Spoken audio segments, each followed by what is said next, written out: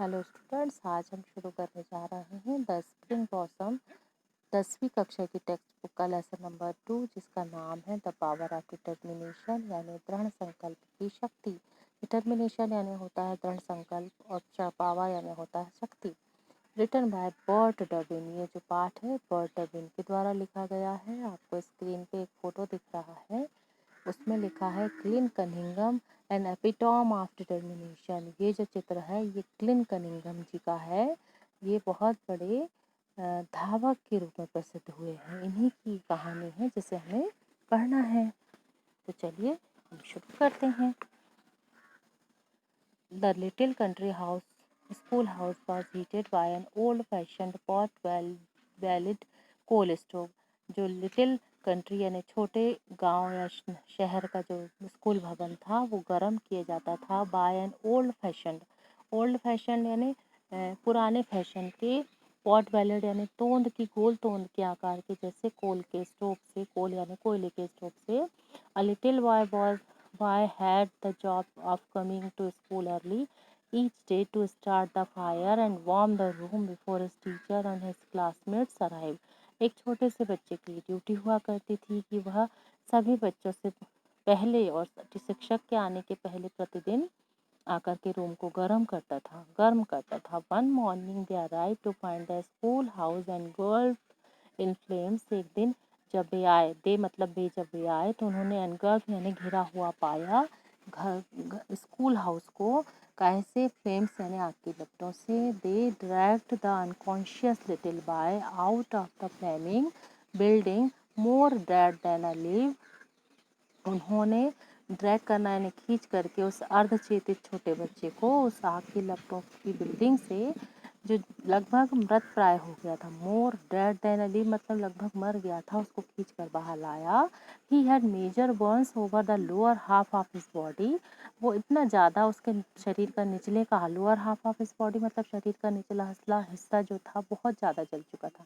And was taken to the nearby country hospital. और उसको फिर जो है पास के गांव के ही हॉस्पिटल ले जाया गया। From his bed the dreadfully worn semi-conscious little boy faintly heard the doctor talking to his mother। From his मतलब अपने, हिज बेड मतलब अपने बिस्तर से ही, जो ड्रेडफुली बर्न बालक था, जो भयानक रूप से जला हुआ बच्चा था। सेमी कॉन्शियस मीन्स अर्धचेतित, जो छोटा बच्चा था उसने धीमे, फ्रंटली यानी हल्की हल्की जो है मम्मी की और उसकी डॉक्टर के बीच की बातचीत को सुना। The doctor told his mother that her son would surely die which was for the best.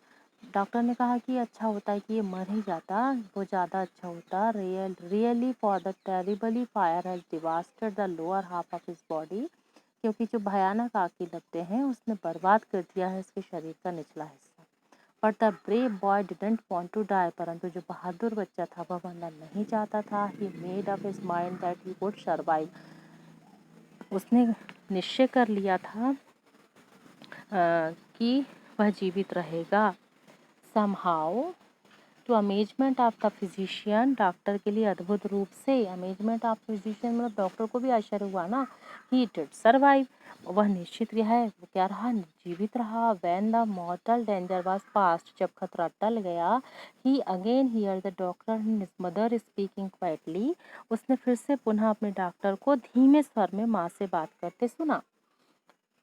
The mother was told that since the fire had destroyed so much flesh in the lower part of his body, flash यानी होता है बच्चों मांस।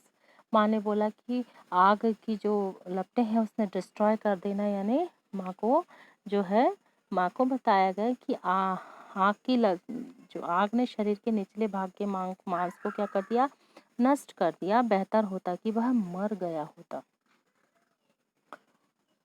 है ना। ऐसा किसने कहा? डॉक्टर ने। It would have been better if he had died, since he was doomed to be lifetime crippled with no use at all of his lower limbs।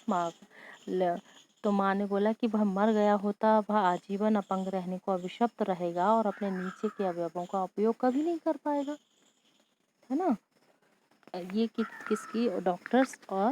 Doctor और माँ के बीच की जो है आपस की बातें। थी। क्रिपल यानी होता है अपंग होना। Once more the brave boy made up his mind, एक बार फिर उस बहादुर बालक ने निश्चय किया। He would not be a cripple, जब उसकी माँ की बात को सुना ना कि यह आजीवन अपंग रहेगा, तो उसने फिर निश्चय किया कि वह अब अपंग नहीं रहेगा, वह चलेगा फिरेगा। He would not be a cripple, he would walk, क्या करेगा, वह चलेगा फिरेगा। But unfortunately from the waist down he had no motor ability, किंतु कुछ में है जो उसकी दुर्भाग्य से, अनफॉर्चुनेटली यानी होता है दुर्भाग्य से, कमर के जो निचले हिस्से था, बेस्ट यानी होता है कमर, कमर के नीचे के हिस्से में जो घूमने की योग्यता उसकी तो रही नहीं थी, पैर उसके बहुत ज़्यादा निचले हिस्सा खराब हो गया था। He had no motor ability मतलब उसमें घूमने की योग्यता नहीं थी। His thin legs just tangled there, उसकी पतली टांगें लटक रही थी। ऑल बट लाइफलेस, कैसी थी किंतु पर वे निर्जीव थी।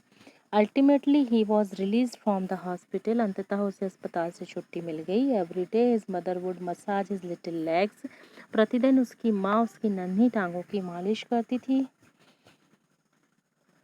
But there was no feeling, no control, nothing, परंतु कुछ महसूस ना होता, कुछ नियंत्रण भी नहीं, कुछ भी नहीं होता था। Yet his determination that he would walk was as strong as ever, तो भी उसका दृढ़ निश्चय कि वह हमेशा की तरह चलेगा फिरेगा हमेशा की तरह मजबूत था। मतलब उसका डिटर्मिनेशन कमजोर नहीं पड़ा था। ठीक है।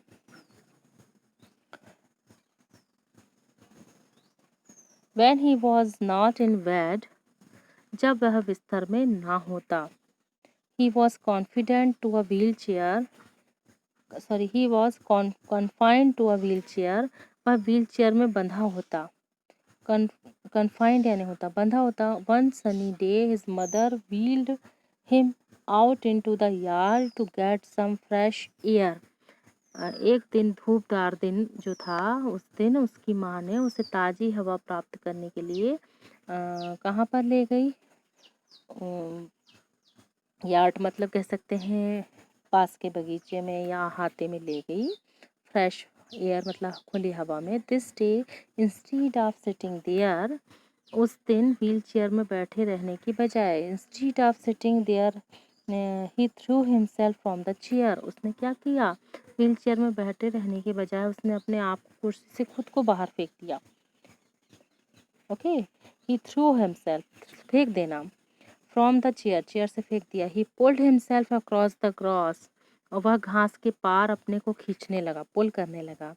Across the grass, dragging his legs behind him, उसकी टांगे उसके पीछे घिसट रही थी, उसकी टांगे जो थी उसके पीछे घिसट रही थी। He walked his way to the white picket fence bordering their lot, उसने उसके उसने उस उनके घर की श्वेत नोकदार छड़ वाली बाड़ तक अपना रास्ता जो है वो तय किया।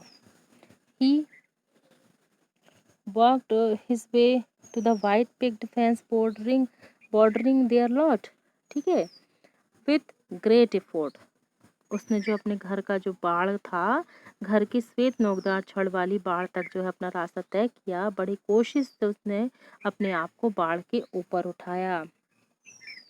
With great effort he raised himself up on the fence, और उसको फिर क्या किया, उसने अपने आप को ऊपर उठाया। Then stake by stake he began dragging himself along the fence, फिर एक खूंटे से दूसरे खूंटे तक अपने आप को बाड़ के साथ साथ खींचना शुरू किया। ठीक है।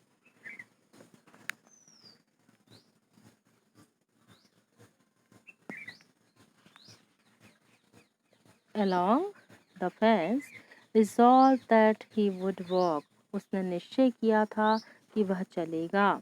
He started to do this every day, ऐसा तो उसने निश्चय, उसने यह वह कार्य प्रतिदिन करना जारी रखा।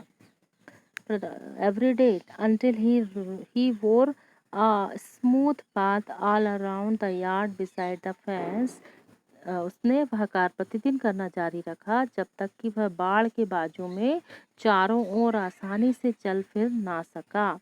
There was nothing he wanted more than to develop life in those legs. उससे अपनी टांगों में जीवन विकसित करने के अलावा कोई भी इच्छा नहीं थी. There was nothing he wanted यानी चाहना. Ultimately यानी अंततः.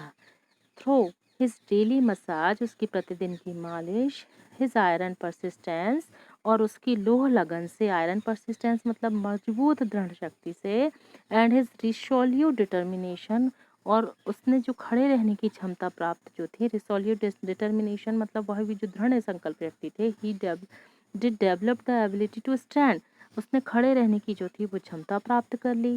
Then to walk haltingly, then to walk by himself, and then to run. क्या क्या किया सबसे पहले, फिर जो थी खड़े रहने की पहले क्षमता प्राप्त कर ली, फिर रुक कर चलने की, फिर स्वयं अकेले चलने की, और बाद में तो दौड़ने की क्षमता प्राप्त कर ली.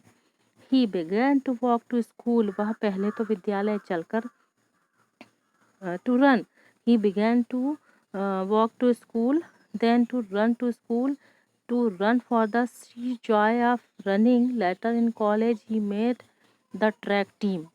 पहले तो वह विद्यालय चलकर जाने लगा, फिर दौड़कर विद्यालय जाने लगा, फिर दौड़ से प्राप्त आनंद के लिए दौड़ने लगा.